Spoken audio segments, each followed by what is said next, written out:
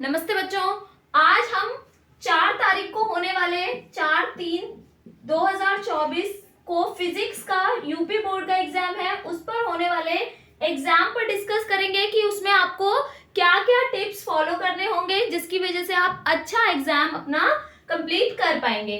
तो बच्चों, आपका जो एग्जाम पेपर है वो 5 खंडों में विभाजित होता है, यानी 5 सेक्शंस में आता है। खंड आ, जिसमें हमारे क्वेश्चंस कौन से वाले आएंगे, बहुविकल्पीय प्रश्न आएंगे, और ये बहुविकल्पीय प्रश्न 6 प्रश्न आएंगे जो कि 1 नंबर का एक प्रश्न होगा, यानी टोटल 6 मार्क्स का ये क्वेश्चन पेपर आएगा। ठीक है, इसमें आपको बहुत जल्दी क्वेश्चन अटेम्प्ट करना होता है। बच्चे क्या करते हैं, अक्सर क्वेश्चन लिखते हैं, फिर आराम से उसके चारों ऑप्शंस लिखेंगे। आपको ये वाला टाइम वेस्ट नहीं करना है बिल्कुल भी, आप डायरेक्ट आंसर लिखेंगे, ठीक है, जिससे आपका टाइम बचेगा और पेपर जो है वो आप और अच्छे से समझ कर पाएंगे। नेक्स्ट आपका खंड ब, जिसमें आपके अति लघु प्रश्न आते हैं, और ये अति लघु प्रश्न भी बहुत छोटे होते हैं, जैसे अनोन्य प्रेरण की परिभाषा दे दी जाए, या बहुत ही छोटे से प्रश्न, किसी का मात्रक या बीमा हमसे पूछ ली जाए, तो उस प्रकार के प्रश्न इसमें आते हैं। इस वाले प्रश्न में भी बच्चे कभी कभी बहुत ज्यादा लिखने का प्रयास करते हैं, क्योंकि ये हमारे 6 क्वेश्चन आते हैं, 1 नंबर का प्रश्न होता है, तो आपको 1 नंबर के हिसाब से ही इसकी लेंथ रखनी होगी। तो आप इसके आंसर में 3 से 4 लाइन, मैक्सिमम 3 लाइन्स या 4 लाइन, जो बच्चे खुला खुला लिखते हैं या बड़ा लिखते हैं उनके लिए 4 लाइन्स, बस, इससे ज्यादा आपको इसमें भी नहीं लिखना है। नेक्स्ट आपका खंड स, ठीक है, खंड स में हमारे लघु उत्तरीय प्रश्न आते हैं। लघु उत्तरीय प्रश्न पार्ट 1, और खंड द में भी क्योंकि लघु उत्तरीय ही आएंगे, तो पार्ट 1 और 2 के फॉर्म में हम इसे समझेंगे। ये हमारे बच्चों 4 प्रश्न होते हैं, जिनमें 2 नंबर का एक प्रश्न होता है जो कि टोटल 8 नंबर कंटेन करता है। तो जैसे कि इसमें नंबर ऑफ आपके मार्क्स बड़ा है, जैसे 2 नंबर का हुआ है, तो इस प्रकार के क्वेश्चन में आपको न्यूमेरिकल देखने के लिए भी मिल सकता है, या कोई ऐसा क्वेश्चन जिसमें थोड़ा सा लंबा हो। ठीक है, बेसिकली इसमें छोटे न्यूमेरिकल्स देखने को मिल सकते हैं। ठीक है, तो इस प्रकार के प्रश्नों को भी आपको बहुत अधिक समय नहीं देना। यदि आपका कोई थ्योरेटिकल क्वेश्चन है तो उसमें भी आपको मैक्सिमम 5 to 6 लाइंस ही इसमें लिखनी है। ठीक है, नेक्स्ट आपका खंड द, ये हमारा सबसे बड़ा पार्ट होता है बच्चों।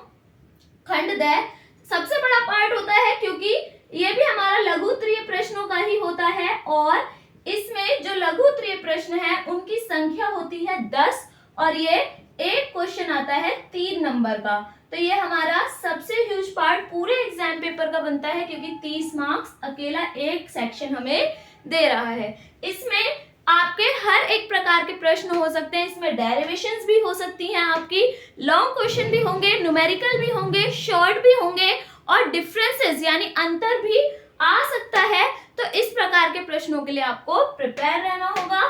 ठीक है, और आपको इस टाइप के प्रश्नों में आपको कुछ लॉजिकल क्वेश्चंस भी देखने को मिल सकते हैं, जिनमें लॉजिक लगाकर उन क्वेश्चंस को छोटा किया जा सकता है। ठीक है, और इसके अलावा आपको इस वाले प्रश्न में व्यंजक, न्यूमेरिकल, ठीक है, सभी प्रकार के यानी आंकिक प्रश्न, हर एक प्रकार का इसमें पार्ट आपको देखने को मिलेगा, यानी कुछ छोटे और कुछ बड़े मिक्स पार्ट आपको इसमें देखने को मिल सकता है। फिर आते हैं हम खंड या।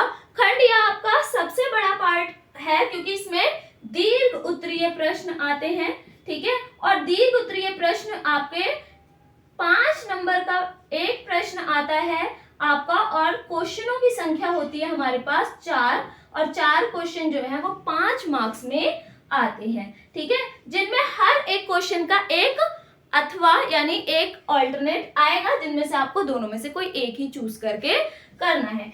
इस प्रकार के क्वेश्चनों में व्यंजक भी होगा बच्चों, और इसके साथ साथ एक न्यूमेरिकल, छोटा न्यूमेरिकल अटैच कर दिया जाता है। उसी फॉर्मूला यानी जो भी व्यंजक आपने ड्राइव किया है, निगमन किया है, उसी के आधार पर न्यूमेरिकल हो सकता है, या उस चैप्टर के आधार पर भी छोटा न्यूमेरिकल बनाया जा सकता है। और यदि इसमें न्यूमेरिकल, केवल न्यूमेरिकल आता है किसी एक क्वेश्चन में, तो वो लॉन्ग न्यूमेरिकल देगा। ठीक है, तो इस प्रकार से आपका ये पूरा क्वेश्चन पेपर आपका कंप्लीट होता है। और इसके साथ साथ जो बच्चे कभी कभी गलती कर देते हैं, जैसे आपको कोई भी न्यूमेरिकल बच्चों अगर कंप्लीट करना है, कोई भी आंकिक प्रश्न आप कर रहे हो, ठीक है, और उसमें एट अ लास्ट में हमें पता है कि अगर हम फिजिक्स पढ़ रहे हैं, फिजिक्स जैसा कि मापन और मात्रकों का ही विज्ञान है, तो बच्चे कभी आपको न्यूमेरिकल अटेम्प्ट करने के बाद लास्ट आंसर निकालने के बाद उसकी यूनिट भी लिखनी है। यदि इन केस आपको यूनिट नहीं याद, आप भूल गए, तो वहां पर आप इकाई वर्ड लिख सकते हैं। बेसिकली वो यूनिट के लिए होता है, हालांकि ऑफिशियल यूनिट आपको याद रहनी चाहिए, या फिर फॉर्मूले से भी हमें यूनिट प्राप्त हो जाती है, तो हम उसके माध्यम से भी निकाल सकते हैं। ठीक है, आप इसके आधार पर आपका जो टाइम ड्यूरेशन है, टाइम मैनेजमेंट बहुत इंपॉर्टेंट है इन प्रश्नों में। आपको खंड या को 1 घंटा 1 आवर आप दे सकते हो कंप्लीट। 15 मिनट्स में एक क्वेश्चन आप अटेम्प्ट कर सकते हो। ठीक है, खंड द को आप 1 आवर 15 या 20 मिनट्स इजीली दे सकते हैं। ठीक है, अगर आप देखें तो 1 आवर 15 मिनट्स यदि हम देंगे, और ये जैसे कि आपके 4 क्वेश्चन है, ठीक है, 4 क्वेश्चन है, तो इसको करने में आप 3 to 4 मिनट्स ले लेंगे ज्यादा से ज्यादा। ठीक है, तो 16 to 20 मिनट्स अगर आप इसको भी दे देते हैं तो भी कोई इशू नहीं होगा। बचे आपके ये 2 पार्ट। ठीक है, इन 2 पार्ट्स में बहुविकल्पीय का तो आपको वैसे ही ऑप्शन डायरेक्ट मिल सकता है, बहुत छोटे न्यूमेरिकल कभी कभी बहुविकल्पीय में भी पूछ लिए जाते हैं, तो इन दोनों को यूज करने के लिए भी आप 24 मिनट्स यूज कर सकते हो, तो भी आपका टाइम जो है लिटिल बिट बच ही जाएगा। जिसमें भी आप कंफ्यूज हो रहे हैं, जिसमें भी आप भूल रहे हैं किसी भी प्रश्न के आंसर को, तो आप उसको रिमाइंड कर सकते हो। ठीक है, तो इस तरीके से आपको फिजिक्स का क्वेश्चन पेपर अटेम्प्ट करना है, अच्छे से करना है। ऑल द बेस्ट सभी बच्चों को, और अच्छे से आप सभी इसको इसी पैटर्न पर सॉल्व कीजिएगा। Thank you so much for watching.